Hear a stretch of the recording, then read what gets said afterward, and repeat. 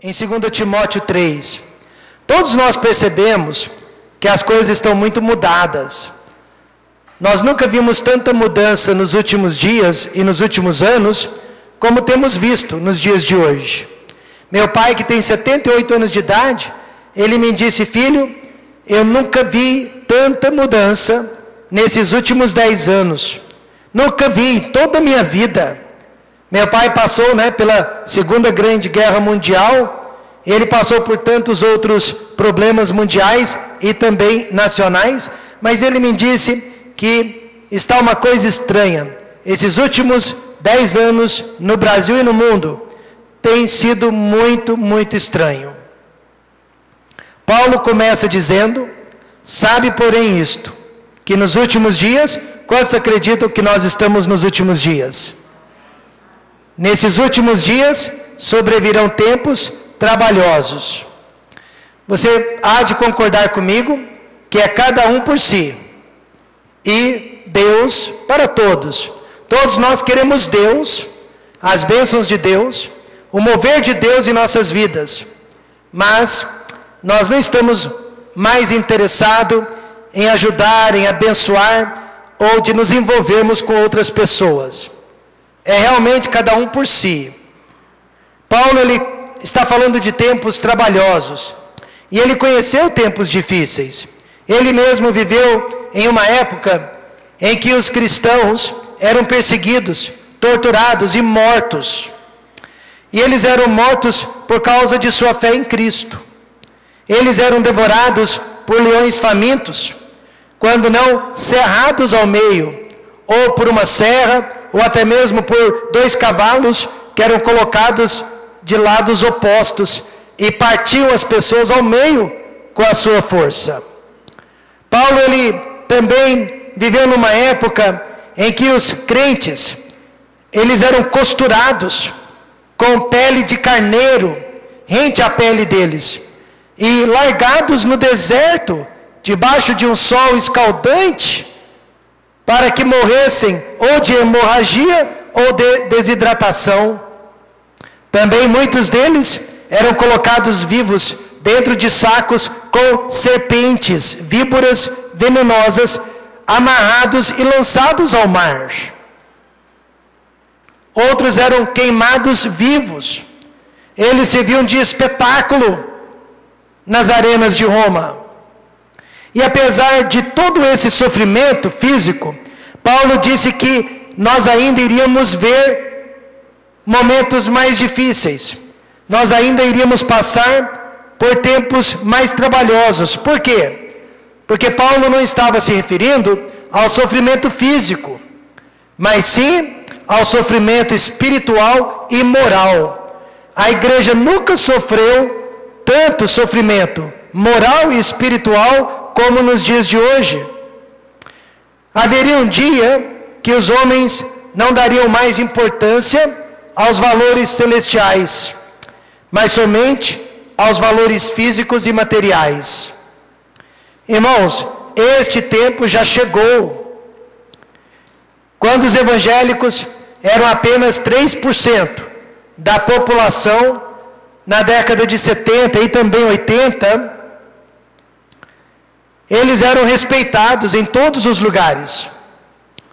Eu era criança, já trabalhava fora, e nós éramos escolhidos para ocuparmos cargos de confiança por causa do nosso testemunho e da nossa honestidade.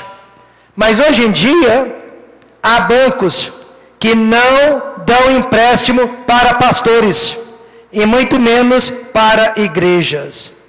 Porque hoje nós somos 26 ou 25% da população. Mas nós não temos mais o mesmo testemunho que tínhamos antes. Bem disse Jesus: entrai pela porta estreita, porque larga é a porta e espaçoso o caminho que conduz à perdição, e muitos são os que entram por ela. Isso quer dizer que na prática, o Brasil ainda possui apenas 3% de verdadeiros evangélicos. E os outros 22% são pessoas que apenas frequentam os cultos da igreja, mas não estão vivendo uma vida realmente dedicada ao Senhor Jesus Cristo. Jesus garantiu, e porque estreita é a porta, e apertado o caminho que leva à vida, e poucos há que a encontrem. São realmente poucas as pessoas que querem entrar pela porta estreita. Por isso que nós não acreditamos, neste aumento espantoso de evangélicos no Brasil ou até mesmo no mundo. E de acordo com o apóstolo Paulo, aqui em 2 Timóteo 3, os homens dos últimos tempos se tornariam adoradores de deuses estranhos. 3 tipos de deuses que controlariam as suas vidas. E esses deuses são o Deus de si mesmo, o Deus do litígio e o Deus dos prazeres. Se você pegar 2 Timóteo capítulo 3, você vai ver esses 3 deuses realmente dominando a vida dos homens dos últimos dias. O primeiro deles é o Deus de si mesmo. Paulo disse, porque haverá homens amantes de si mesmos, avarentos, presunçosos, soberbos, blasfemos, desobedientes a pais e mães, ingratos e profanos. Nenhum de nós, graças a Deus, se encaixa em todas essas características. Mas infelizmente, talvez nos encaixemos em pelo menos uma delas. E isso já é suficiente para nos transformar em homens dos últimos dias. Eu acho que nem o pior ser humano do mundo conseguiria ser tudo isso ao mesmo tempo.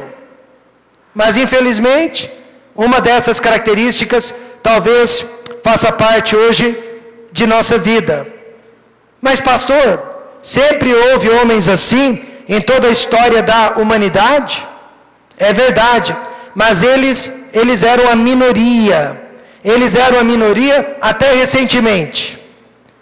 Na profecia de Paulo, nos últimos dias, eles deixariam de ser a exceção e se tornariam a regra. Hoje eles são a regra. Eles não são mais a minoria como no tempo dos nossos pais e principalmente de nossos avós. Quando será que esses homens começaram a se proliferar no meio das igrejas e na sociedade como um todo? Historicamente, foi após o atentado de 11 de setembro de 2001 nos Estados Unidos da América. Desde então, irmãos, o mundo nunca mais foi o mesmo. A humanidade mudou bastante desde então.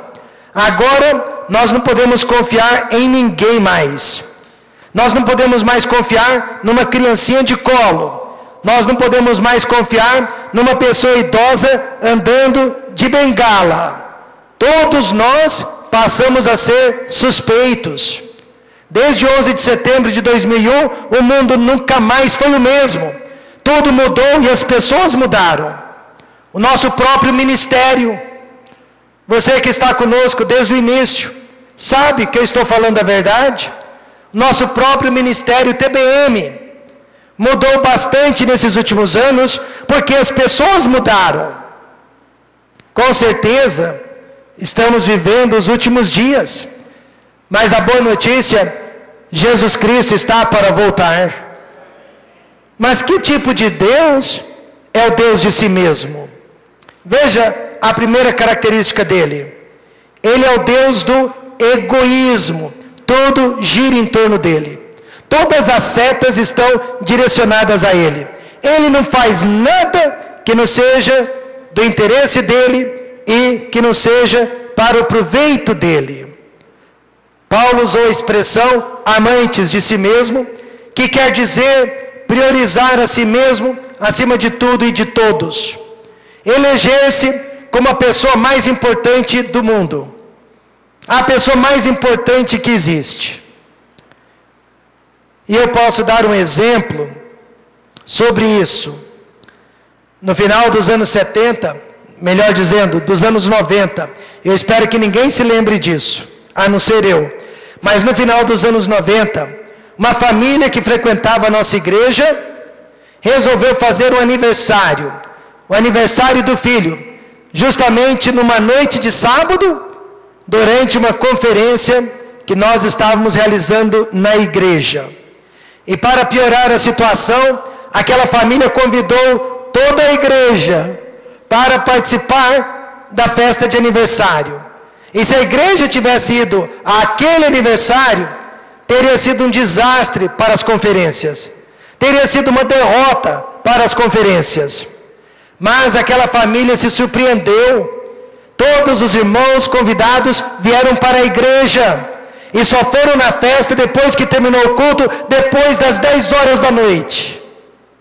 E eu nem preciso dizer que aquela família se sentiu muito ofendida, mas em compensação, nunca mais fez um aniversário durante uma conferência. Mas naquela época, os irmãos priorizavam as atividades da igreja. Se fosse hoje, eu não sei o que aconteceria.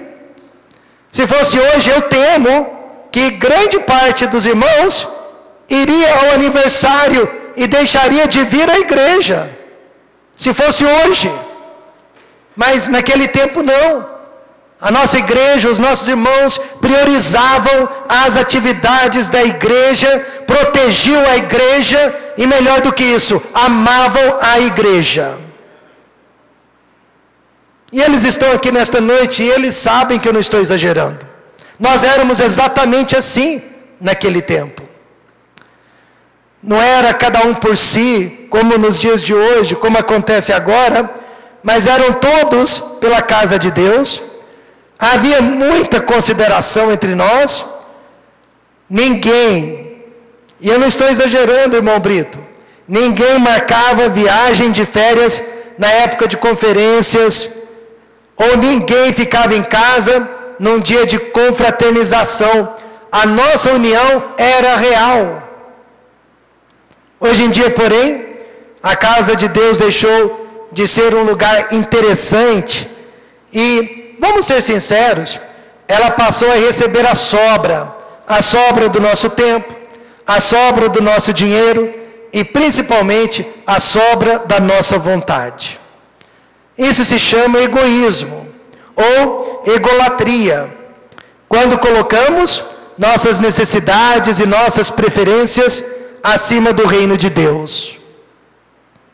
Jesus, ele foi o oposto de um ególatra. Depois de uma longa jornada, a Bíblia diz que, ao invés de parar para almoçar, pois já era mais de meio-dia, ele deliberadamente parou ao lado de uma cisterna para evangelizar uma senhora pecadora. Os discípulos perguntaram: mas o senhor não vai comer? O senhor não vai se colocar em primeiro lugar? O senhor não vai se priorizar? E Jesus respondeu com toda humildade: a minha comida é fazer a vontade daquele que me enviou e realizar a sua obra. Mas a comida do egoísta, no entanto, é a sua própria vontade, os seus próprios sentimentos. Ele não para pensar nos outros. Isso é ruim, mas é bom ao mesmo tempo, porque é sinal da volta do Senhor Jesus Cristo. É assim mesmo que nós, homens, seríamos nos últimos dias. O Deus de si mesmo é egoísta. E outra característica, ele é o Deus da avareza. Paulo usa a expressão avarentos. São aquelas pessoas que priorizam o dinheiro e os bens materiais acima de Deus e do povo de Deus. É o amor ao dinheiro, mas disfarçado de trabalho. Já viram isso? Não é a quantidade de dinheiro que nós recebemos, mas é a maneira como nós o gastamos. É o uso que fazemos do dinheiro. E nos tornamos escravo dele. Tem muito a ver com egoísmo também.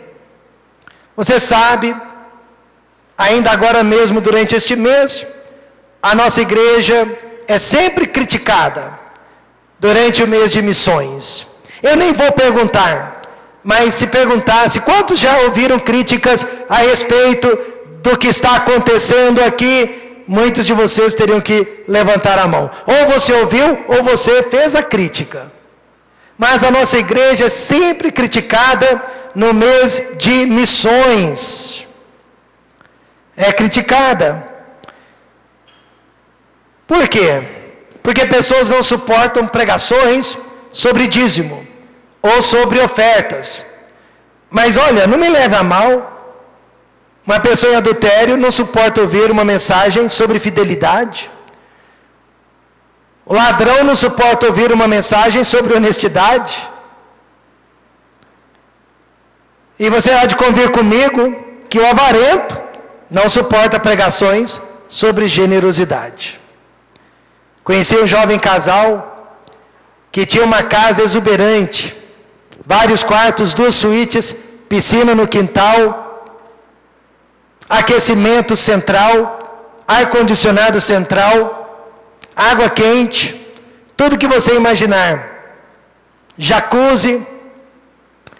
Mas eles ouviram uma mensagem sobre avareza, e eu estava na igreja quando eles ouviram esta mensagem.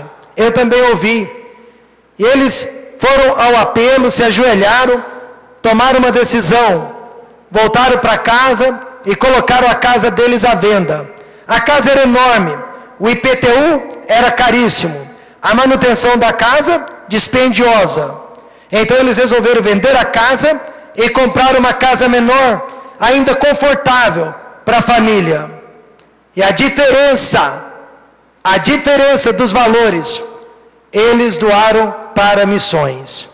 E esta igreja foi uma das beneficiárias, foi um dos recipientes daquelas ofertas. Eles se sentiram livres da avareza quando conseguiram tomar aquela atitude. Jesus disse: acautelai-vos e guardai-vos da avareza, porque a vida de qualquer não consiste na abundância do que possui. Não é o que você possui, mas o que você contribui para o bem de outras pessoas.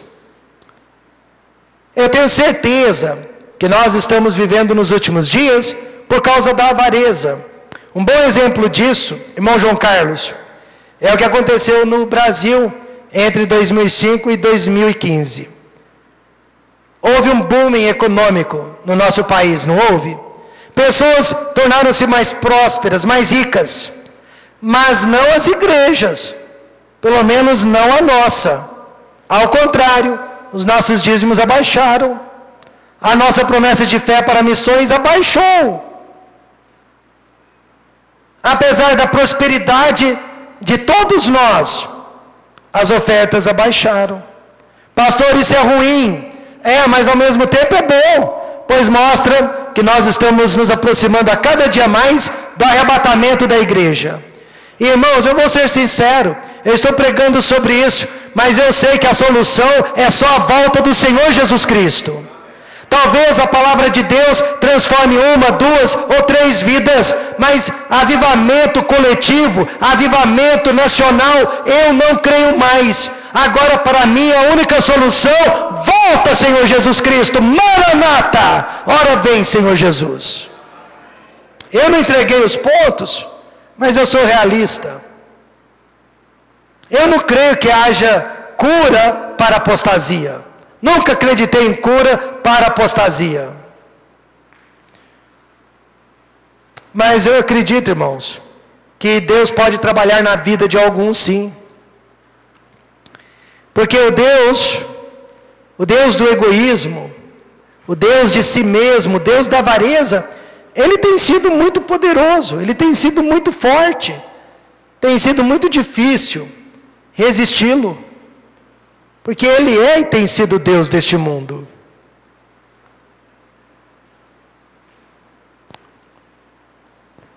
Eu não quero estragar a sua alegria pelos resultados das Olimpíadas, mas ontem, quando o Neymar fez um gol, ele fez questão de dizer: eu estou aqui eu estou aqui, como que dizendo, eu não estava quando o Brasil perdeu de 7-1. Você está percebendo o Deus de si mesmo? É essa atitude que permeia na nossa sociedade e que permeia, irmãos, também nas igrejas. É esse individualismo. Eu estou pensando em mim, eu estou buscando os meus interesses, eu estou atrás do que me interessa. Se eu fosse pensar assim, pastor Fabiano, eu não estaria aqui todos os meses. Não faria esta viagem todos os meses para estar com os irmãos que eu mais amo no mundo. Se eu fosse pensar em mim, com certeza, muitos sacrifícios não seriam feitos. E eu não estou dizendo que eu sou perfeito, eu estou dizendo que eu também tenho vontade de me centralizar e de buscar os meus interesses. Quem não tem, é algo com o qual nós temos que lutar o tempo todo, todos os dias. Mas este Deus é poderoso. Mas eu tenho uma boa notícia: Jesus Cristo é mais poderoso ainda. E Ele pode nos transformar. Em segundo lugar, vem o Deus do litígio. Esse Deus é danado de ruim. Ele é danado de maldoso. Paulo disse que nesses dias não haveria afeto natural. E os homens não teriam amor para com os bons. Quem são os bons? Eu diria que os meus pastores são bons, eu devo amá-los. Eu diria que os meus pais são bons e eu devo amá-los. E eu diria que os meus irmãos em Cristo são bons e eu devo amá-los. Afeto natural, irmãos, é o que Deus espera naturalmente de todas as suas criaturas. É natural que os pais amem os filhos. É natural que os filhos amem os pais. É natural que o cidadão ame o seu país. E é natural, ou seria natural, que os crentes amassem a sua igreja. Eu estou enganado? Seria natural que os crentes amassem a sua igreja, protegessem a sua igreja, cuidassem da sua igreja, cercassem a sua igreja. Mas os homens dos últimos dias, eles não teriam afeto natural. O verso 13 diz: mas os homens maus e enganadores irão de mal para pior, enganando e sendo enganados. Por detrás da nossa indiferença, jaz o Deus do litígio. Primeira característica dele, ele é o Deus da desunião. Ele não gosta, aliás, ele odeia os cultos da igreja. Ele odeia o que está acontecendo aqui nesta noite, né? Essa aproximação entre nós. Ele quer distanciamento, ele quer isolamento. Mas Jesus disse: quem não é comigo é contra mim. Quem comigo não ajunta, espalha. Como saber nesta noite se você está adorando ao Deus do litígio? Ora, se você sente mais prazer em espalhar ao invés de ajuntar, se você sente mais prazer em separar a sua igreja do que uni-la, pode ter certeza, litígio é o nome do seu Deus. Eu admiro meu pai. Vários de vocês já o conhecem. Nunca ouvi uma crítica sequer sair da boca do meu pai a respeito dos nossos pastores ou a respeito da nossa igreja onde eu cresci. Ele foi injustiçado algumas vezes, mas ele nunca atribuiu culpa alguma aos nossos pastores ou líderes espirituais. Hoje eu sei por quê. Porque litígio nunca foi o Deus do meu pai, mas o Deus dele sempre foi o Senhor Jesus Cristo. Quando eu cheguei em Ribeirão Preto, no ano passado, eu tive que prometer para o pastor Wagner que eu não tiraria o meu pai da igreja dele, porque nenhuma igreja quer perder um membro como o senhor Durval. Mas o que acontece nos dias de hoje? O Deus da desunião odeia tudo que nós tentamos fazer para unir as pessoas. Chás de bebê, de panela, cultos de oração. Mas nós temos um recado para este Deus. O Deus a quem servimos, Ele é o Deus do amor fraternal. Ele é o Deus da união. O sangue dele morreu para nos unir dentro de um único corpo. E este Deus tem nos dado o mandamento que devemos amar uns aos outros. Amém, irmãos? Amar uns aos outros. Outra característica deste Deus, Ele é o Deus da ingratidão. Sem amor para com os bons, não foi o que Paulo disse? Quem são os bons? Lá no topo da lista, os nossos pais. Todas as vezes que eu faço um casamento, ou que eu realizo qualquer tipo de honraria, eu faço questão de dizer que os verdadeiros heróis são os nossos pais. E nenhum de nós estaria onde nós estamos, ou seria o que nós somos, sem os nossos pais. E eu acredito, irmãos, que quando a gratidão morre no altar do nosso coração, não há mais esperança para nós. Eu prefiro lidar com um viciado em drogas, eu prefiro lidar com um viciado em sexo, eu prefiro lidar com um alcoólatra, e eu tenho mais esperança para eles, do que para com aquela pessoa que não tem gratidão. Que não se lembra, que já se esqueceu de todas as bênçãos que recebeu através dos pais ou até mesmo através da igreja. Quantos aqui podem dizer, pastor, esta igreja já abençoou a minha vida? Mas o Deus da ingratidão consegue apagar da nossa memória todas as bênçãos que nós recebemos através dos anos, através da igreja que Jesus Cristo nos deu. Porque Ele é egoísta, Ele é separatista.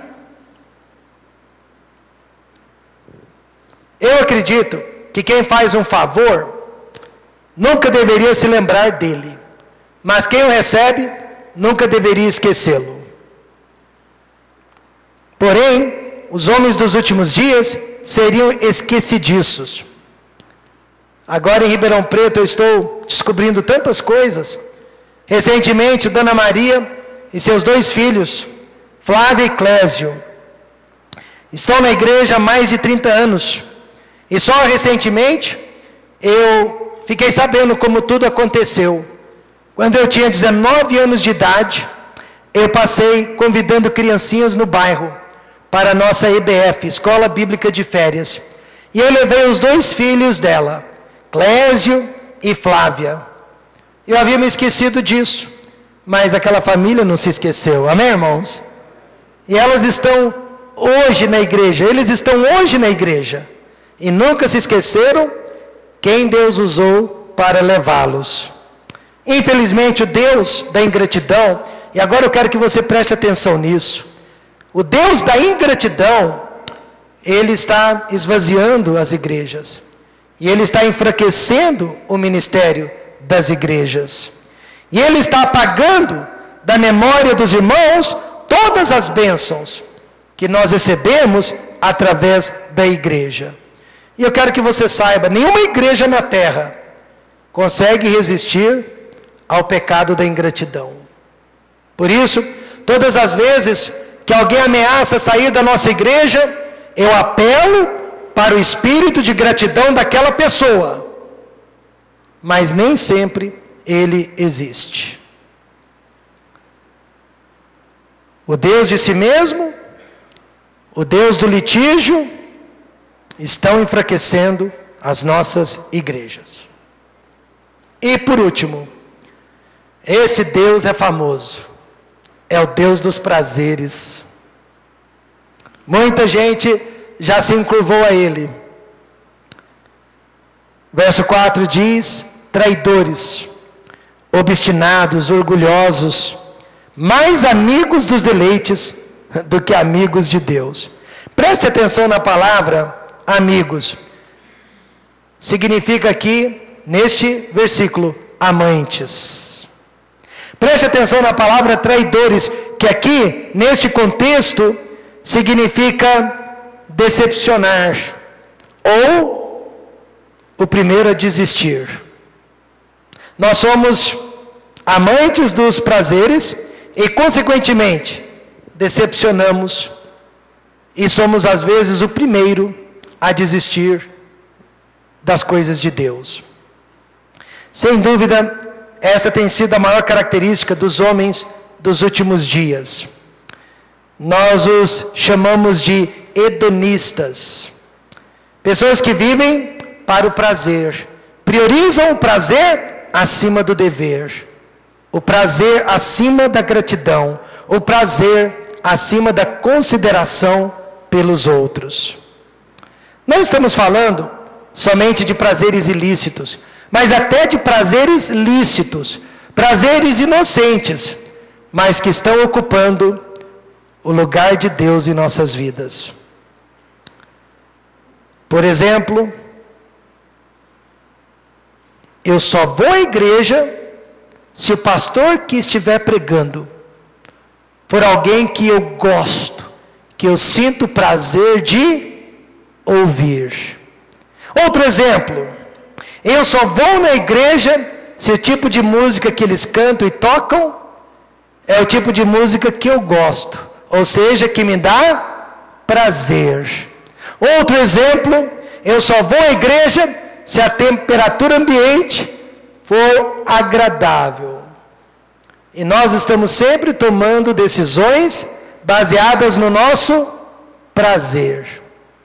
Quem vê esta igreja com ar-condicionado, irmão Zé Maria, se esquece do que nós já passamos por mais de 18 anos, não sei quantos anos tem que o Zé Maria colocou o ar-condicionado aqui, mas vocês se lembram como que era no prédio da Lineu Machado?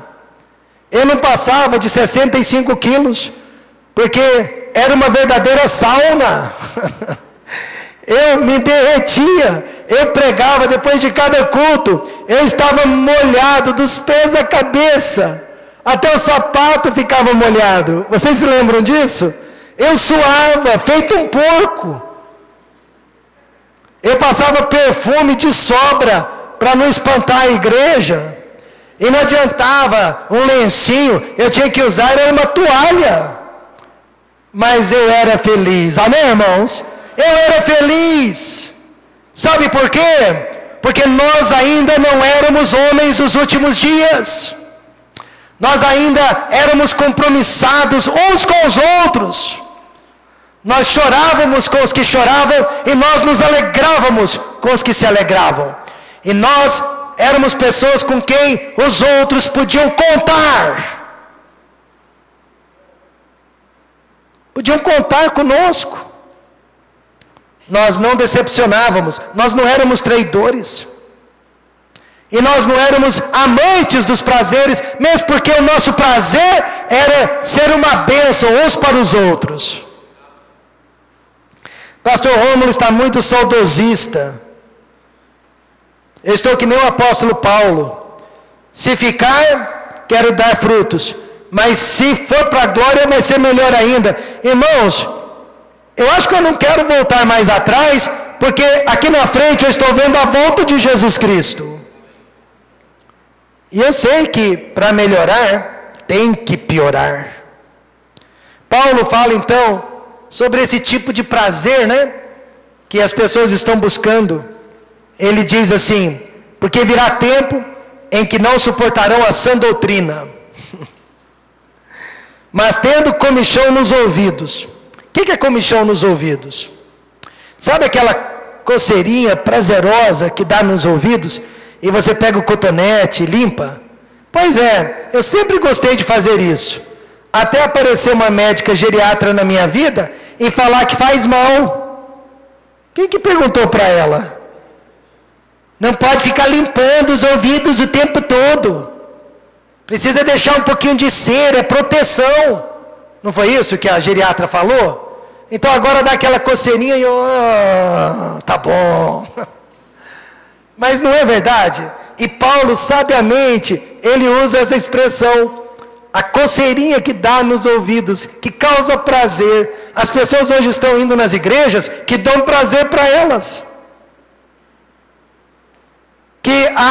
Que fazem com que elas se sentem bem. emocionalmente, fisicamente, vai entender. Aí Paulo disse, amontoarão. Por que amontoarão? Porque não vão parar numa igreja. Elas vão ficar de galho em galho, amontoando para si doutores, e hoje cedo nós aprendemos, doutores são o quê? Professores. Se estão ensinando certo ou errado, é outra história, mas são professores conforme as suas próprias vontades. Prazer. Como saber se este Deus, o do prazer, já tomou posse de sua vida? Primeiramente, você viu, ele é o Deus da traição. Ele sempre irá colocar o reino de Deus em segundo plano, sempre. Ele sempre trocará os valores celestiais pelos valores terreais, sempre. Mas Colossenses 3:1 diz o quê? Buscai as coisas que são de cima, onde Cristo está assentado à destra de Deus. Pensai nas coisas que são de cima, e não nas que são da terra. Você se lembra do empresário Paul Paleio? Um homem riquíssimo, dono de uma empresa de eletricidade, com mais de 400 funcionários. Empresário bem-sucedido, na cidade de Tampa, no estado da Flórida. Mas este moço aí, este homem, rico, que não precisa de ninguém, ele me disse, aqui dentro desta igreja, que ele tem que lutar contra o Deus da traição. Como assim? Ele disse, certa vez o meu pastor me telefonou, eu estava em Miami, e o meu pastor me disse, Paulo, eu preciso que você pegue um avião agora, e visite um missionário nosso, na Nicarágua. Ele precisa de ajuda urgente. Mas acontece que o Paulo, ele tinha uma viagem marcada com a esposa, uma segunda lua de mel, já havia comprado o pacote, eles iriam pegar o cruzeiro, eles iriam passear, eles iriam conhecer a Europa. Mas ao invés de falar para o pastor sobre a viagem dele, ele pensou, a minha esposa vai entender. E ele pegou o avião ali mesmo de Miami para Nicarágua, e do avião telefonou para a esposa, e sabe o que aconteceu? A esposa entendeu. Mas quantos de nós teríamos feito isso? Não, eu já comprei as passagens, se eu mudar eu vou pagar, eu vou ter uma multa. Por quê? Porque nós fazemos parte desta geração dos últimos dias. Talvez há 10, há 20 anos atrás, não, mas hoje nós já estamos dentro desta forma. E para nós seria muito fácil e natural dizer, não, eu não posso, porque eu já tenho uma viagem marcada. Ele simplesmente, Paulo, o apóstolo, nos diz que nos últimos dias nós seríamos assim. E olha, ele é o Deus também da diversão. Vamos ser sinceros? Igreja boa hoje em dia é aquela igreja que mistura um pouquinho de instrução com diversão, adoração com diversão, comunhão com diversão. Se não tem diversão, não é igreja boa. Visitação, culto de oração, pregação analítica estão fora de moda. Pastor bom também é aquele que ao invés de ficar pregando, fica contando piada. E o povo, ao invés de dizer amém, fica dando gargalhada. Essa é a igreja boa de hoje em dia, né? O ambiente tem que ser o mais descontraído possível.